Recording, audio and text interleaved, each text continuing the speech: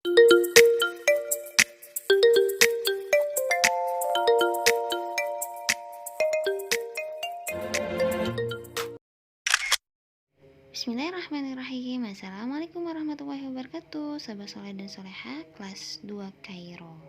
Baik anak-anak, kita akan belajar di tema 1 hidup rukun, subtema 1 kerukunan di keluarga, muatan bahasa Indonesia.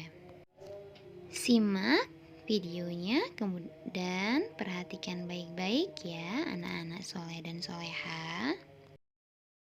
Nah, pada pembelajaran 1, 2, dan 3 itu kita akan membahas tentang menjelaskan ungkapan dalam teks ya anak-anak.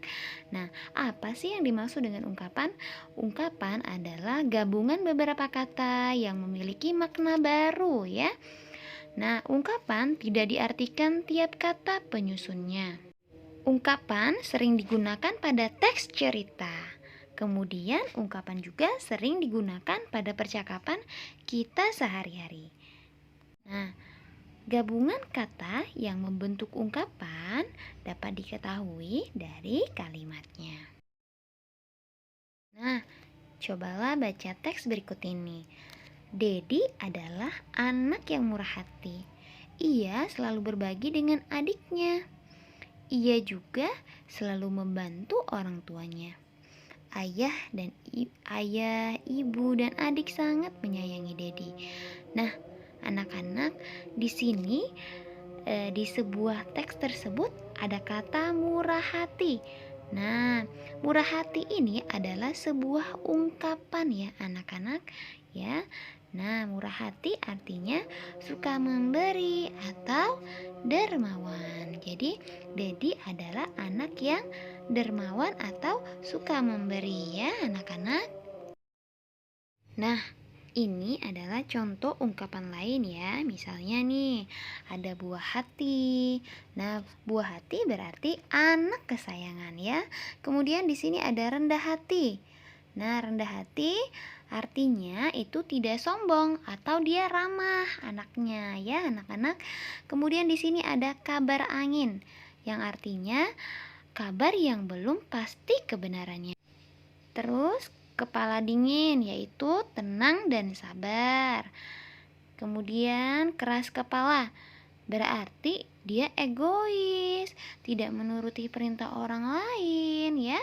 Berarti itu namanya keras kepala ya anak-anak.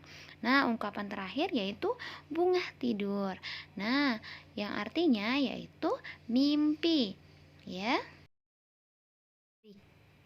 Berikut adalah contoh ungkapan dalam sebuah kalimat ya anak-anak. Nah, di sini ada kalimat yang pertama yaitu ibuku sudah banyak makan asam garam dalam hal membuat kue. Nah, di sini ungkapan makan asam garam artinya sudah banyak pengalaman yang dimiliki oleh seorang ibu ya.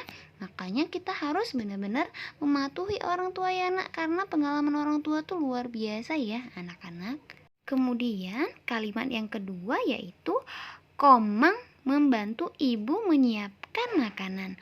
Komang adalah anak yang cepat kaki, ringan tangan. Nah, yang dimaksud dengan cepat kaki, ringan tangan artinya suka membantu. Berarti Komang adalah anak yang suka membantu ya anak-anak. Oke, pada pembelajaran 4 kita akan membahas tentang menyampaikan ungkapan dalam sebuah percakapan. Ungkapan dapat digunakan dalam percakapan sehari-hari. Nah, di sini ayo kita temukan ya anak-anak ungkapan pada percakapan berikut ini. Dedi, Made, selamat, kamu mendapat juara pertama. Kemudian Made, terima kasih Dedi. Dedi menjawab, memang kamu temanku yang banyak akal. Nah, di sini ada sebuah ungkapan ya anak-anak, banyak akal ya anak-anak berarti dia atau si Made adalah anak yang pintar atau cerdas. Nah, anak-anak, pada pembelajaran 5 kita akan membahas tentang memaknai ungkapan. ungkapan itu terdiri dari beberapa kata, ya. Ungkapan dapat disusun dari salah satu kata yang sama. Nah, ini adalah contoh ungkapan dengan kata yang sama, ya. Misalnya, satu, buah hati. Buah hati memiliki makna berarti anak.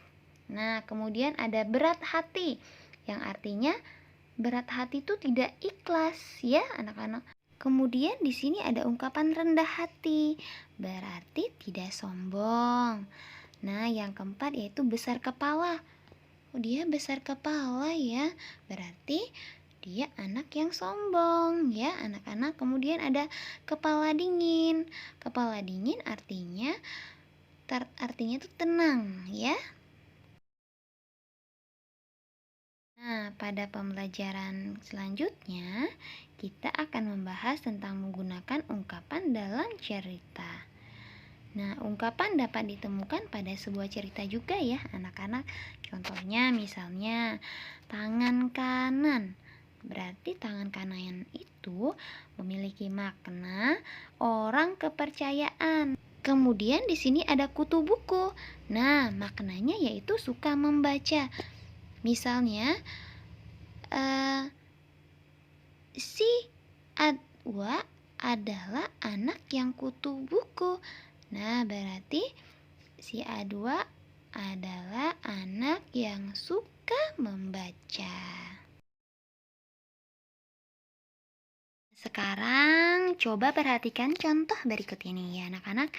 Made berteman dengan Eka sejak kecil. Made dan Eka dijuluki kutu buku karena mereka suka membaca. Karena kepintarannya, mereka selalu menjadi buah bibir temannya.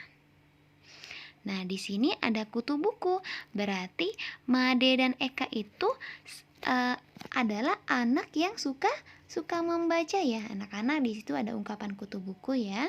Kemudian ada ungkapan buah bibir, berarti selalu menjadi omongan atau menjadi pembicaraan dari teman-temannya karena mereka adalah anak yang pintar dan cerdas. Oke teman-teman, kalau tidak mengerti nanti boleh tanya sama Mem ya.